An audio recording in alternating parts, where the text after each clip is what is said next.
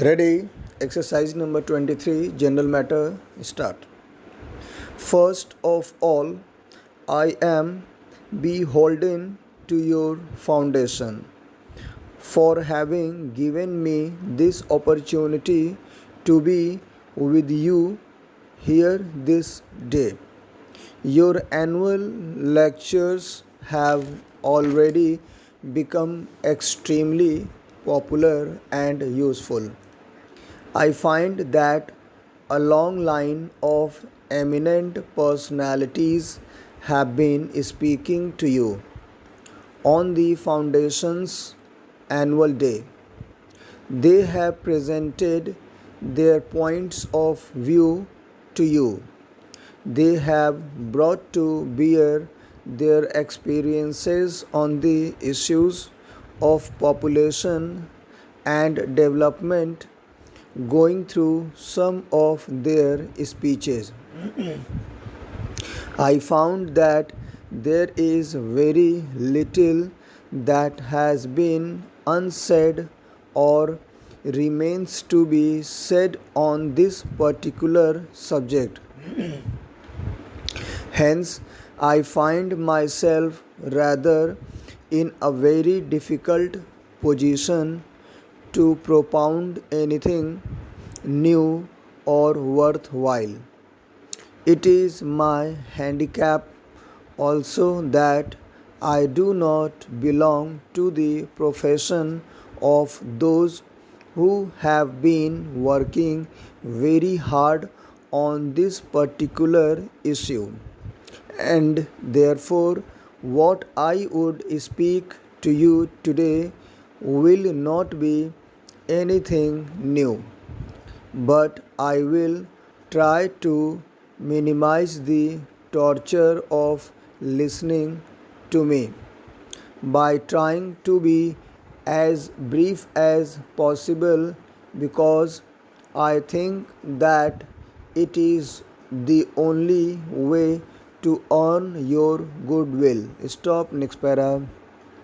Well, friends, for some of you who are present here, you know that I belong to a particular school of thought in this country, which firmly believes that we have a great future ahead.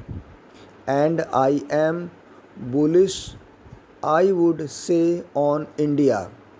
But certainly there is one subject on which I feel cowed down, and I do not feel strong enough to defend out our records, and that is the question of population.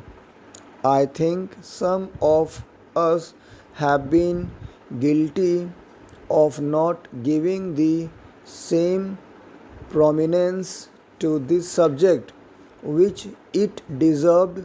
Not that there were no proponents of this particular thought or idea. That population is a very important dimension of a country's growth problems. Not that there were no people who were telling us why we should give more importance to it. Stop, next para. But somehow most of us were so carried away by the ideas of sheer economic growth and development that we thought that this is a problem of number which could easily be solved. But then, when I look in retrospect and think of the days which were given to us to do something, I feel that it was one of the ironies of life that we wanted to serve the people, we forgot about the numbers. Stop, next para. We belong to a civilization, a culture which celebrates marriages. We have a fascinating concept of weddings and wedding ceremonies. We spend lots of money on sweets and laddus when babies are born, yet at the same time we discover what a horrifying figure the people become when the numbers become unmanageable, and therefore we felt that perhaps the developmental side would remain gloomy and dark unless and until the population side is brightened up and looked into in a very difficult manner from where we have been looking at it. Stop, next para. In fact, when you look at the prospects of India with 850 million people already in position, and we are marching towards a mark called billion number people on this earth, we find that perhaps we will not really be able to take care of the welfare of those great numbers. That is where we feel that we are perhaps caught in a trap.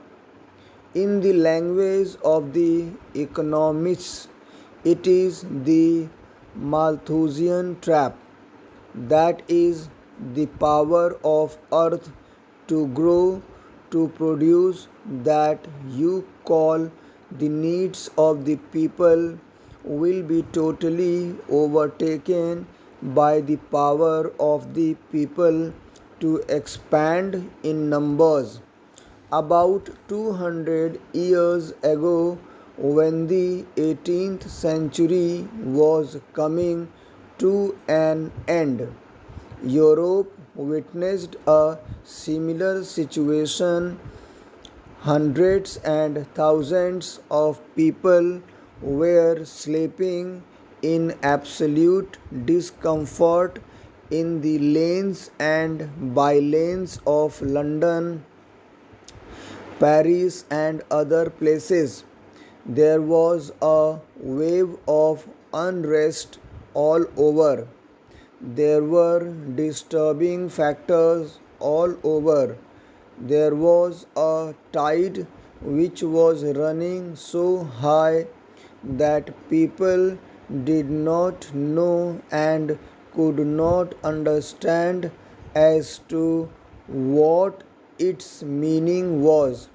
But one thing was clear, that throughout Europe there was uneasiness, there were convulsions, there were revolts to which they could not attribute one single cause to explain it. Stop, next para.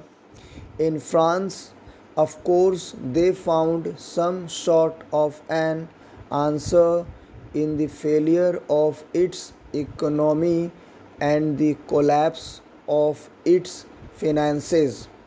But in the rest of Europe, they were becoming victims of swelling number of people in that they would not understand as to what was motivating these people to call and to question their status quo, to shake the roots, and one would say the institutions of Europe. Stop, next para. Then there came a discerning man by name Malthus, and he said that This is all happening because the power of the population has overtaken the power of the earth to produce the needs of the people. He saw them coming into the streets of London. He saw them sleeping on the naked earth without any support or without any cover. Full stop. Thank you very much.